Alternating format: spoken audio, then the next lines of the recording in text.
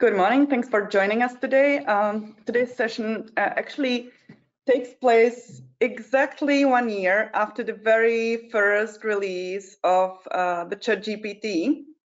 So today we have the GenAI anniversary, and we believe the world has changed significantly with the rise of the generative AI on so many levels, two of them being data use and legal, and that's why we are bringing you today's webinar. So my name is Kateřina Lesch. I work as a senior manager within the AI and data team of Deloitte Central Europe. And my expertise is NLP, the natural language processing, which basically means I was working on the large language models before it was cool. And I did my PhD in computer science, namely computational linguistics. So that's why I'm here. But today I've teamed up with my colleagues from our legal department, David Sikora, who is a managing associate and attorney at law with our very own Deloitte Legal, and Hanka Gavlasova, who is a partner, and she's also the head of the digital department of Deloitte Legal. So it's my great pleasure to be here with this team, as they are really the true professionals and the experts in the field. And this was a brief introduction from our side, but now, without further ado, let's jump into the topic. But before I start, I would, as a data analyst, love to do a quick survey on how you are actually doing when it comes to using AI with your own businesses. So please, if you could fill up this quick poll for us, that'd be really informative and really appreciate it. We have different options. So we are generally wondering whether our clients are actually actively using AI, starting with it, whether they're just open to it, or they're actually still denying what happened in the last 12 months. Because, as we said, the world is not the same as it used to be exactly a year ago. So please fill out the survey, and I'm hopefully gonna see the results soon. Okay, that's super positive and actually relatively surprising. So here we can see that people are either already actively using AI or just starting with it, or worst case are open to it, and there is just a minority of you not using AI at all at the moment. That's interesting. Okay, thank you for taking part in the poll, and now I'd like to elaborate a little bit on why we call this webinar in the subtitle Data and Legal Perspective. And the reasoning behind is actually the fact that every AI is as good as the data it has been trained on. So as we data scientists oftentimes say, trash in, trash out. So first of all, you need to check on what kind of data and in what quality we actually use before we start feeding it into any generative AI. So before we get down to the nitty-gritty, I'm just pleasing you, please keep in mind the data quality, the master data management, and other data procedures, because I see a lot at our clients that they don't pay enough attention to it. But let's assume we have at our disposal the data of appropriate or high quality. Now, what are the basic types of data one can use in the context of generative AI? Well, there are three basic approaches. You can either use your company data as the training input for the machine. You can collect them from the users, or you can use the output from the generative AI itself. And of course, these three approaches have different consequences, right? So to be more specific, I'm going to give you examples of each and every group. And as for the first one, the corporate training data as the input, the training data can be both internal or your client data. It could be different types of contracts, forms, emails, even the transcripts from the call centers or your data from your CRMs. And you can use these data to train your model, your large language model in this case, or whatever transformer. So the typical example would be, please create a template that is based on the entered contracts or entered emails. As for the second category, collecting the data from users, it's about filling out different questionnaires, different forms, or even the communication with the chatbot that is actually used to train the model. So one of the examples could be based on frequent questions, please retrain the chatbots for smoother communication. This chatbot can actually also reach out to the other data sources. Nowadays, we use the systems that are called RAG, the retrieval augmented generation, which is basically an information retrieval combined with a large language model. So in this case, the machine uses both your internal or your client's data and the large language model. It can be on-premise, it can be in the cloud, but the point is that the chatbot gets retrained based on these data. And last but not least, the third example would be working with the outputs of the generative AI, which could be the generated text data, different types of articles, but even the code or images, like outputs from Stable Diffusion, Midjourney, Dreamup, and other tools that can generate pictures or even videos for you. So the typical example, especially for us or software companies, would be use Copilot to write a Python application to play, I don't know, nuts and crosses, but basically any other software application would be the case. Okay, so now before we dive into the details of the potential problems that these three approaches to data actually bring, I would like you to fill out the questionnaire again for us, this quick poll.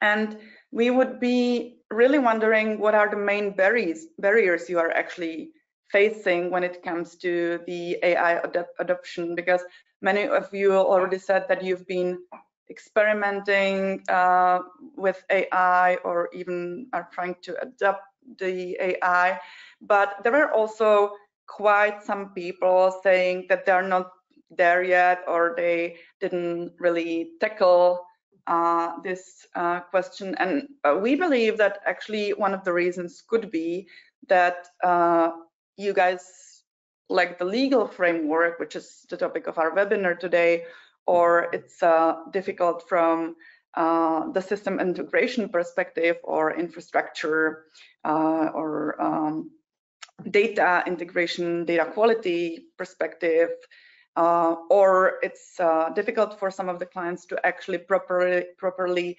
define the business case or the connected use case for the generated data, or generally for using the generative AI. Or and I've also seen that a lot, you are missing people that would already be educated or could be the leaders or stakeholders to drive the topic. So I'm really wondering which case it is for our today's audience. Quite some people. So let's see what are the results of the poll. That's actually interesting. So we can already see the result, and that's interesting from the perspective of someone who is usually responsible for implementing AI. And I've seen this a lot myself, that people don't have clear expectations. What to expect from generative AI. That's unfortunately not really the topic of our today's seminar, but it's definitely something we help out the clients. We help the clients out with. And of course, the infrastructure, it's actually very nicely evenly distributed, but we also see here that the lack of the legal framework is actually a big issue, and it's gonna be a big issue, and that's why we here today. Okay, thanks for being open, as we are all well aware of this can be kind of a sensitive topic, but again, that's why we are running this this seminar today. Well, there are many different problems connected to each of the mentioned areas, namely the data as the input, or collecting the data, or working with the GenAI outputs. And in this next session, I would like to address them and actually discuss the solution from both the data and the legal perspective. So the main problems with data as the input is, number one, the privacy protection. Number two, lack of consent or awareness, or even the transparency. That's very tightly connected with the mentioned data quality, and it can be quite an issue. Then the legal title in terms of ownership of the data. And of course, the training data must be up to date and must be reliable. And it's on each and every client to also define what reliable means for their company, for their very business. But what I've already mentioned, the fresh in, fresh out, or garbage in, garbage out, this is something you really have to keep in mind when using the data as the input. The second problem then is when you're collecting the data, you really have to think ahead, like about the structure of your questionnaires or polls or surveys. Then the big issue from the data perspective is the data protection itself, the legitimacy, and also whether there is any potential or whether you want to monetize the data, whether you want to sell them, like what's actually the next steps, what's the use, why you collecting the data, right? And when it comes to the outputs from generative AI, then the problems connected to it could be, of course, the licensing. We're going to be speaking about it a lot. And the authorship, that's a very delicate issue itself. The reliability of the outputs. So you have to really think about how the system was trained, whether it was an open source, whether these were the user provided data. And there is one thing we've seen lately a lot, and that would be the prompt injection attacks. So that basically means feeding the system with the biased data to actually screw the results. So the problem could be that as a result, you can get the inaccurate or dangerous information, and you should be well aware of it. You've probably heard about the hallucinating. The large language models or ChatGPT are oftentimes connected to, and this is kind of even worse, or the next level, because it's about poisoning the data. We're going to get to the solution to this issue too, but again, please keep it in mind that it actually could be the case with the generative AI. Okay, so now, what are actually the solutions to these particular problems? And we're gonna tackle it from the data perspective, the legal perspective, but also the current regulatory perspective. Well, if you use the data as the input for the generative AI, number one, from the data perspective, is you should have a perfect knowledge of the origin of your data. So ideally, you would be using something we call the zero-party data, which is the data your clients proactively share, or the first-party data, meaning the data that the client shares for training purposes and on purpose for these training purposes.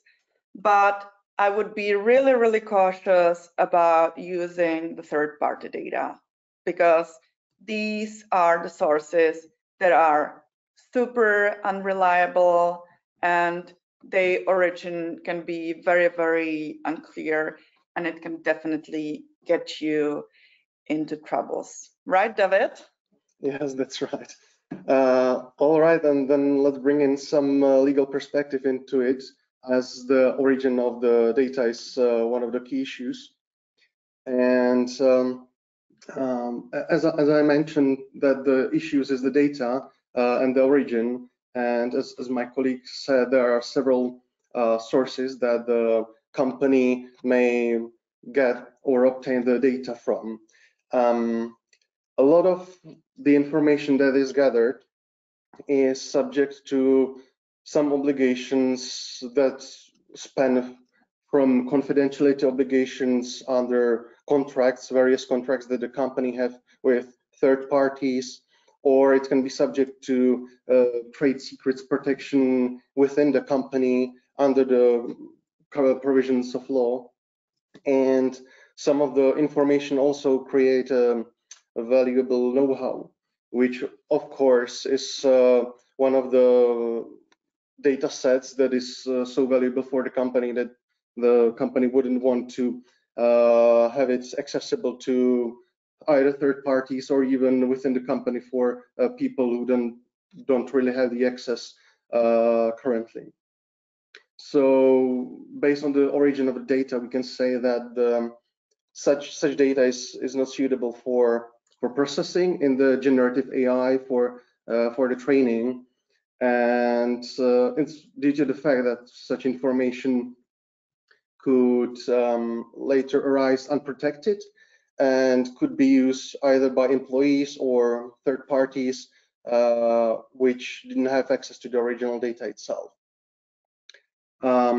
Similarly, the information and the data could be protected by other laws, including the copyright law. Whenever there is work protected by copyright, and such work may mean, for example, pictures, software source codes, or text files, it is necessary to ensure that the company using such data for training possesses appropriate legal title to such use, and that is usually by virtue of a license to such data. So depending on the source of the data and the nature of the data, we need to see whether it's some sort of personal information, whether it is a work protected by copyright law, and appropriately assess what needs to be obtained for the company or from the company's perspective in order to use the information for the training of the AI with some due care. And one of the other key issues I would like to share in the context of data input are the laws regulating the processing of personal data and the production of personal data. compliance, especially with the GDPR, the General Data Protection Regulation, is, from our experience, the skeleton in the wardrobe, and no one wants to open that. However, for the personal data usage, the obligations stemming from the regulation must be met, including the general principles of the regulation. Most of the time, controllers deal with the issue of legal basis and transparency. It is not always a simple task for the company and the different stakeholders within the company to assign an appropriate legal basis for processing of data in the generative AI. And indeed, the legal basis may vary. And if nothing else is viable, gathering the consent in a transparent and voluntary manner may be the only option left. However, we see from our experience that it is not currently the market standard, and the market is somehow reacting in a gray zone because it is a new area and the gray zone is quite wide.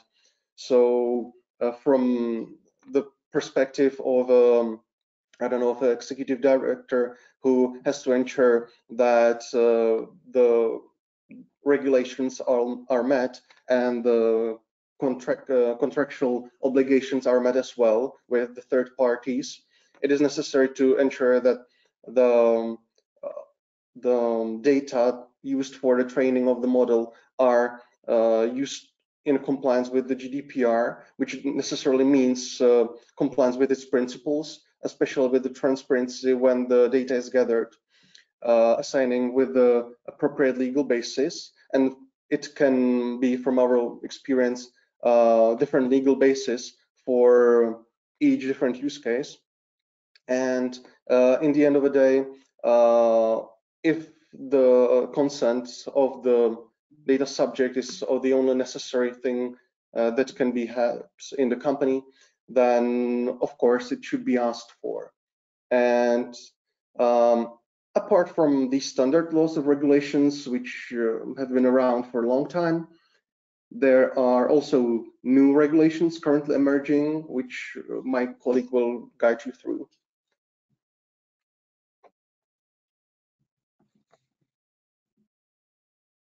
Regulation of artificial intelligence follows an age-old tale of law limping while technology is sprinting.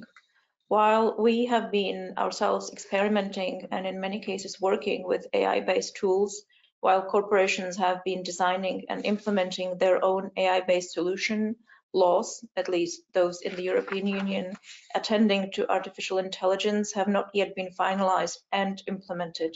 We will need to wait a while for an AI regulation. What does the current draft have in store for us in relation to the topics that we discussed today? The draft EU regulation consists of two instruments complementing each other, the AI Act and the AI Liability Directive, which accompany and complement each other.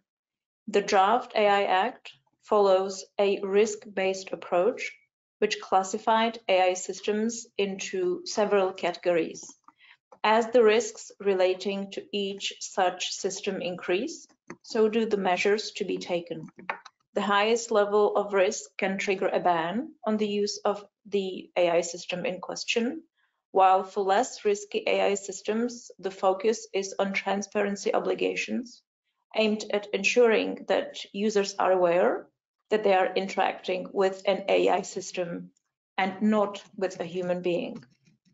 Under the draft AI Act, providers will need to ensure that AI systems intended to interact with natural physical persons are designed and developed in such a way that natural persons are informed that they are interacting with an AI system, unless of course this is obvious from the circumstances and the context of the use of the system.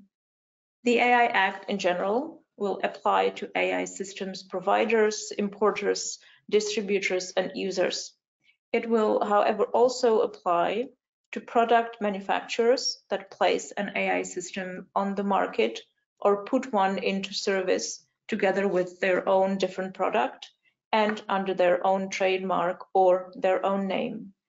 Consequently, the AI Act will affect almost everyone that places on the market or puts into service in the EU an AI system or an AI-based system or an AI tool, regardless of whether these manufacturers, providers, importers, distributors are physically present or established in the EU or in a third country. Okay, I can imagine that already this first topic raises a lot of questions. So if anyone from the audience wants to ask anything, there should be this little chat window. So please feel encouraged to ask us whatever. There's going to be a Q&A session at the end of the webinar. But anything that comes up on your mind already, you can feel free to ask these questions within the chat. But let's crack on. The second problem connected, or the second set of problems connected with collecting the data. And from the technical perspective, there is not much one can do, and the only ultimate solution to this problem would probably, or the data protection would be the encryption. But of course, there is something you can do from the legal perspective. So again, handing over to David. All right. Well, from the legal perspective, there are quite a number of things that one can do. Firstly, I would start that on the left side, you can see that it's necessary to think ahead. And thinking ahead is one of the key steps when implementing any new system, and it is applicable twice as much when it's the AI system, especially when the data is collected outside of the company or when the data is used within the company. From what we've seen a lot, most of the time, the collected data from for the training purposes are in the end gathered in one big database, data lake, which necessarily means that the more data it contains, the more risk it bears. So this is something that should be, considered when the data is collected for the training purposes. And I will take a step back to what I was saying earlier in the previous point, and that's the already mentioned privacy regulation, especially in the context of the data set, the transparency, lawfulness, and especially the minimization principles must be observed from the GDPR perspective. And as the data set gets bigger and bigger, then the training set of data is itself a higher risk set from some risk-based approach. And as such, it may be more prone to data incidents, and therefore the security of the AI system and of the whole model then should be taken into account when selecting or customizing the system which will be used. It's as applicable, of course. One of the possible things that can be done is the encryption. That's of course one of the technical measures from the perspective of data protection. But the technical protection is not the only thing that can be done from our point of view. When using generative AI, a lot of cases or use cases aim to monetize it, the business itself. However, of course, it may be a problem. Most of the people can sense it, at least from some generic aspects. But according to the European Data Protection Board, data protection in the context of personal data is, fundamental right granted by both national and EU-wide charters of rights and freedoms. And the whole or the main purpose of the GDPR is to provide data subject with control over information relating to them. So the personal data cannot be considered a tradable commodity, and it means that the personal data cannot be exchanged or traded in a way that breaches these data protections principles that I laid out previously. So we need to, evaluate when there is a use case which aim to monetize the data and use the training model to, maybe cover such practice. That it's always under the scrutiny and from both perspectives, both from the data subject perspectives and the authority perspectives. And as a conclusion, we may say that when companies try to commoditize personal data, which means selling the data, and it can be processed through the language model out through some output which was generated on the personal data inserted, that such company should be aware that on the EU level such position is unacceptable. And it was generally suggested that such commoditization would undermine the very concept of human dignity and human approach under the European laws. Of course, there are some regulatory aspects to that as well, which my colleague will bring forth. The Draft AI Act will introduce additional rules to those outlined by David a little while ago. The Draft AI Act guards the safety side of AI use and provides for safety-oriented rules, which are aimed A, at reducing risks to users and businesses, and B, at preventing damage.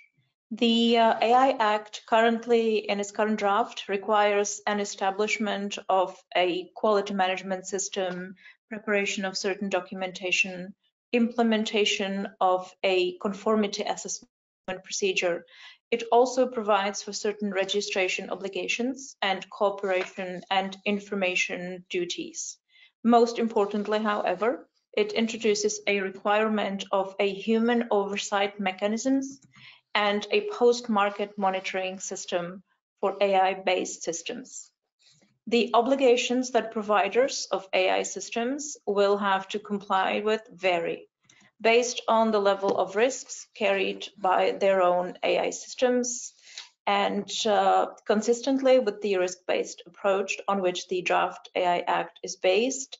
The higher the risk, the stricter the requirements. Most rules in the Draft AI Act will apply to high-risk AI systems and their providers, but there are also provisions that will apply to providers and users of low or minimal risk AI systems. Moreover, the criteria to determine when an AI system is high risk will also vary in time, as the European Commission is, under certain conditions outlined in the draft regulation, empowered to adopt delegated acts, adding high-risk AI systems to the fold. Thank you, Hanka. And the last set of problems covers actually the most kind of tricky but also important issue of how to actually tackle, how to handle the outputs generated by the generative AI. And from the data perspective, I would again appeal on the data quality control, because as I've already mentioned, the machines can hallucinate, the transformers can be super unreliable, and ideally for your own use cases, there should be so-called human in the loop to mitigate bias. So basically someone to control the output of the generated data. Of course, this is sometimes difficult. If you buy the data, again, please buy the reliable data. This is going to be a lot about licensing, right? And of course, ideally, you should have the knowledge of the origin of the training data of those large language models or systems like ChatGPT or any other generative AI systems using all sorts of training data that is out there. Okay, so let's get back to the legal perspective again. And well, when using outputs from the AI, I would like to bring forth several areas of concern. Firstly, it is the mentioned compliance with the copyright laws, and not necessarily only the compliance, but also the copyright laws implementation and interpretation, and of course the licensing of the outputs, which most companies are really keen on. And it should be noted that the copyright laws may vary across countries, despite being harmonized on the EU level and in some worldwide context as well. Nevertheless, generally under the copyright laws, only natural persons can be authors of the copyrighted work, which means that not the AI system itself or the company is or can be the author of the output created by the AI. So one of the key question is who could be the author of the work, and simply and consequently who could then grant licenses to the work. Currently, there is no explicit law attributing the authorship to a particular person in this context. It is a very challenging area and also developing recently in the context of the European Union, but also on the national level. But in general, the options include the following persons. Firstly, it can be the programmer of the system, the real person who programmed the AI or the training model to generate the outputs. Another option is that the author is the owner of the inserted data. Third option that is generally considers also the user who is prompting the AI to generate the output. And fourthly, it can be also the right holder of the AI system, which means literally someone who or for whom the AI system was developed. And of course, it can be also no one. This is also interesting possibility in the current scenarios. So there is no particular issue when attributing the authorship to the AI system itself. However, the output systems are concerning.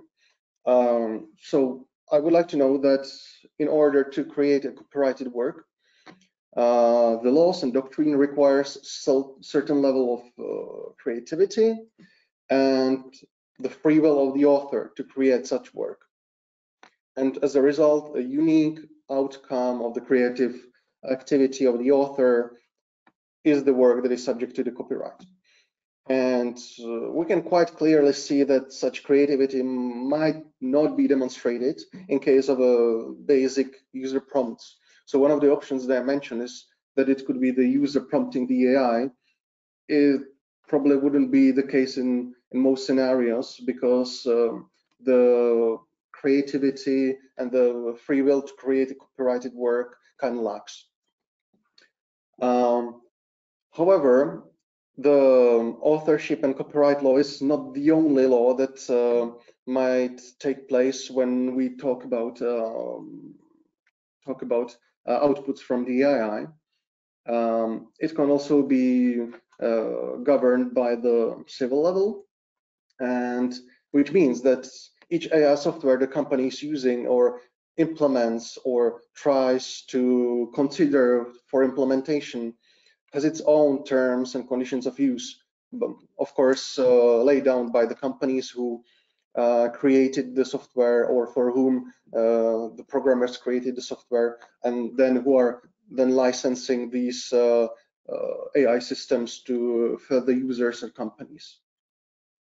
And these terms and conditions most likely address the issue how, where, when, and for which purpose the output from the AI system may be used.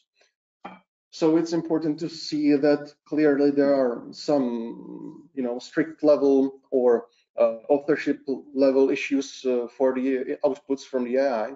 However, on the civil or contractual level, of course, there are terms and conditions which might be enforceable, and it's important to say that it's the word might is important, which might be enforceable in the context of the output usage.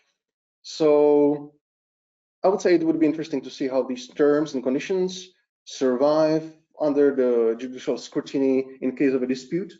However, in most cases, it probably would take a lot of effort to overthrow the text that is laid down by the terms and conditions of the AI system. Following question regarding the usage of the outputs themselves is what it really depicts, what is the content of the output, and that use of such output may be illegal in some cases, such as misusing likenesses or voice of a person, or impersonating a person via videos.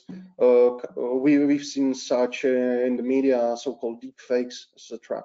So in these cases, the use itself wouldn't necessarily mean that it's against the terms and conditions, but it's against the law in some other areas. And such other areas might include both civil law or, for example, competition law, of course, or even create a violation which could be tried under the provisions of criminal law. And going backwards to what my colleague said regarding the human of the loop, I just remember that the automatic data processing is one of the key problems when we deal with the data protection. And in general, the data that are processed based on the purely automatic systems without a human intervention is in general prohibited unless some strict conditions are met. So it's another thing to have in mind when dealing with outputs from the AI system, and when training the system with the data purely automatically. Well, from a regulatory perspective, in these areas there are also new regulations, and my colleague will talk about right now. We have mentioned that the EU regulation consists of two instruments complementing each other, the AI Act and the AI Liability Directive. The AI Act guards the safety side and provides for safety-oriented rules. As risks cannot be eliminated in their entirety, liability rules are needed to ensure that individuals can obtain effective compensation in the event a damage was caused by an AI system. Some of such liability rules can be found in the AI Liability Directive, which aims to provide the tools to overcome the difficulties faced when you're trying to prove the causal link between the fault of the AI system and the potential defendant and the output of the AI system, which is alleged to have caused a damage. The draft liability directive does not provide for specific civil law liability rules, nor does it aim at harmonizing general aspects of civil liability. That is generally a definition of fault and causality. Those issues will remain regulated in different ways by national laws of the individual EU member states. The proposed AI liability directive rather introduces a rebuttable presumption of the existence of a causal link between fault and damage.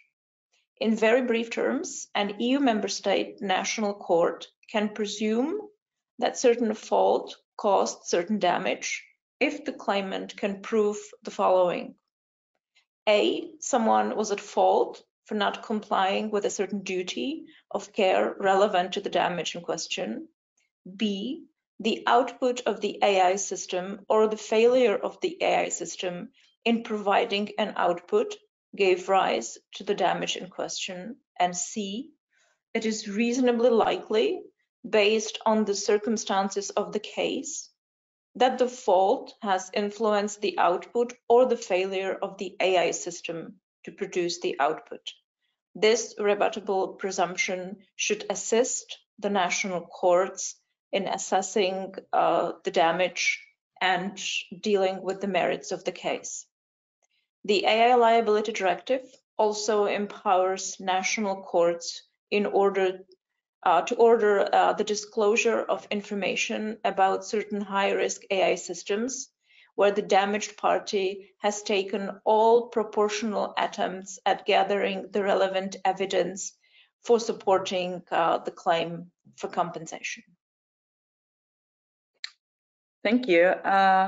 Well, before we start the Q&A session, there are actually two more questions that may be a good starter of the discussion. So again, if you may please fill out this quick poll about what would you do to prevent AI from actually violating privacy or intellectual property laws? Like, do you already, especially those of you who have already started with implementing AI or using AI in your companies, what are the measures you have already taken, whether you have privacy or IP audits, or whether you actually already have some legal oversight of the data to be used by AI or processed by AI, or whether you just now in the risk assessment stage and you are looking for guidance,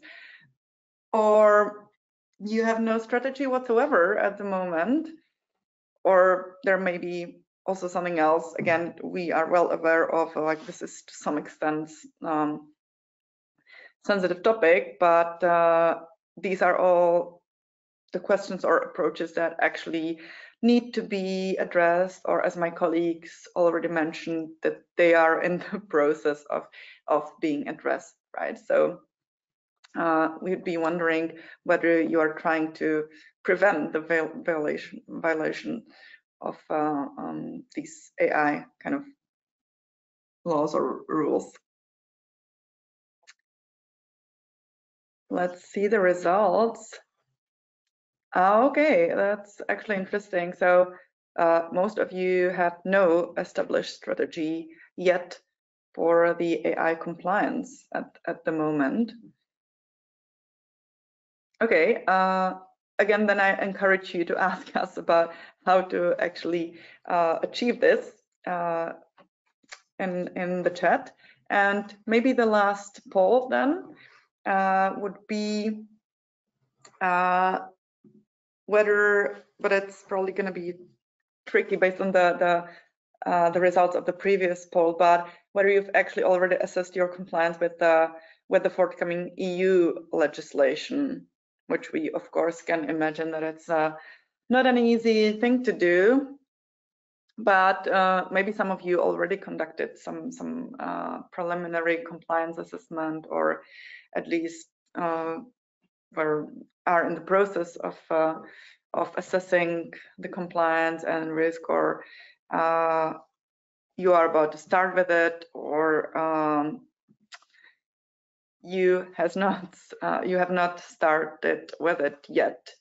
But especially if you consider working with the AI data, of course, this is something to be taken care of and to be assessed sooner or later. I'm afraid that's unavoidable.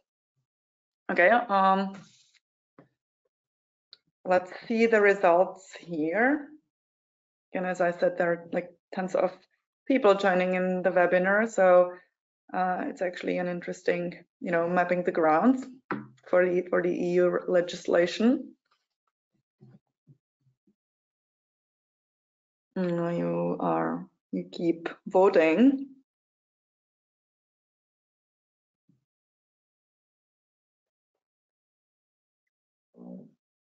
And yeah, that was to be expected, right? So for most of the attendees of our today's webinars, the compliance assessment has not yet been initiated, or you've conducted a preliminary compliance assessment, but it looks like we are not there yet. Okay, thanks for the answers. And now it's actually a time for answering the questions from the audience, or addressing the questions for the audience. Let me check let me reach out to the chat and see whether we can actually find the questions there.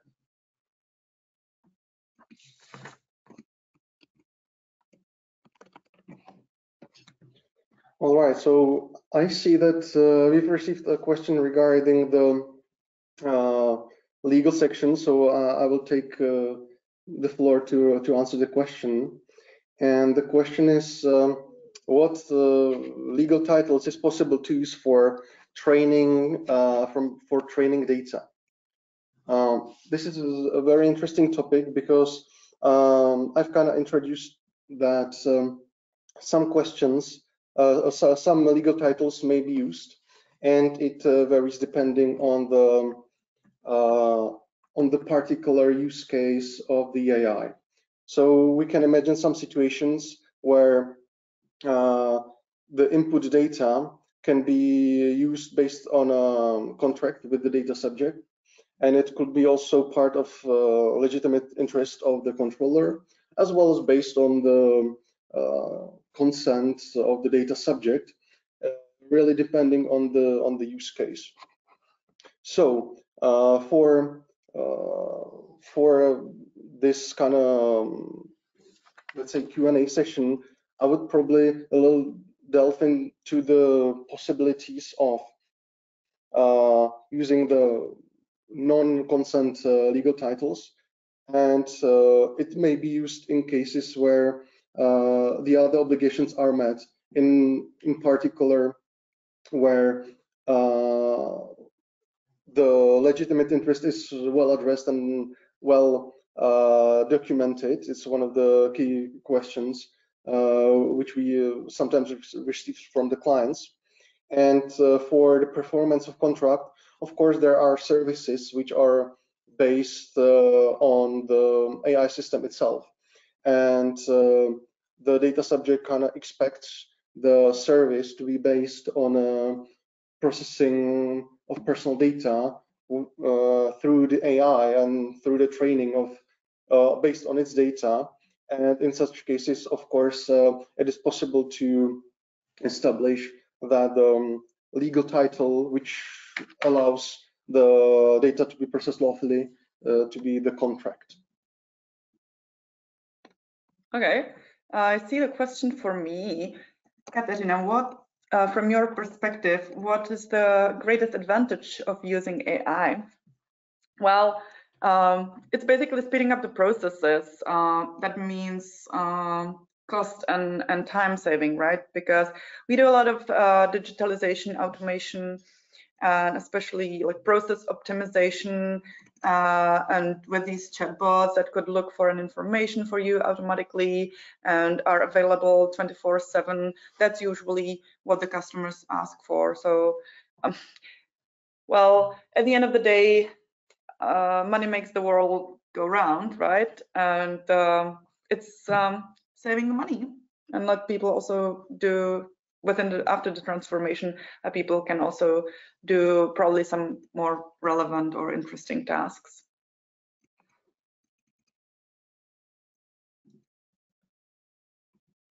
Okay. More questions for me. From your perspective, which current risk arising from AI system use is the most alarming? Well, the data privacy breach. If you've noticed, there has been this, earthquake in OpenAI, and one of the hypotheses was that there was actually a breach behind it, and that some Altman probably got into troubles with that. So that's yeah, like the human responsibility, and also one potential risk I see that people actually kind of lose. They're getting lazy. They stop trusting their own opinions and their own like validation, and they follow the hallucinations, and they nowadays you have applications with GenAI for healthcare, and only recently we were discussing with the colleagues who actually put up a system to a hospital that can write the summaries for the doctors, and initially the doctors didn't trust the system, but now they trust it so much that even the compliance is actually conditioned by the doctor basically signing off and pressing enter at the end of the process. They just press enter without reading the summaries anymore. So I would be worried that we may actually get lazy. That would be one of my big worries. Okay, so yeah, I see there is a next question for David. Yes, I believe so. It is a question if or whether the copyright regulation require an overhaul in the light of AI systems use. If so, how will the copyright protection need to be strengthened? I don't necessarily believe that the copyright regulation requires some revolution. I think it's more of an evolution process, similarly to what we've seen in the intellectual property overall. Like there are treaties which are in effect for more than 140 years and still applicable in the current context. Of course, as the technology evolves, the legal framework is harder and harder to apply or interpret in the light of the new systems. So I believe it would serve and bring some clarity to some of the aspects. Of course, some of the aspects that I mentioned, there are more to it, which we are not able to cover in 1 hour.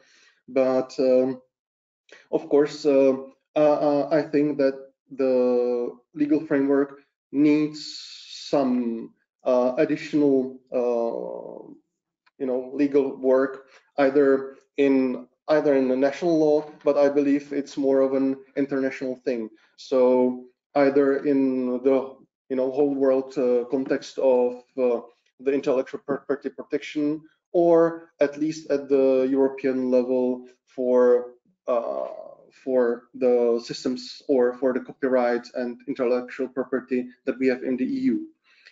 The last notion that I would like to bring is that I don't necessarily believe that EU should be ahead in terms of regulating everything.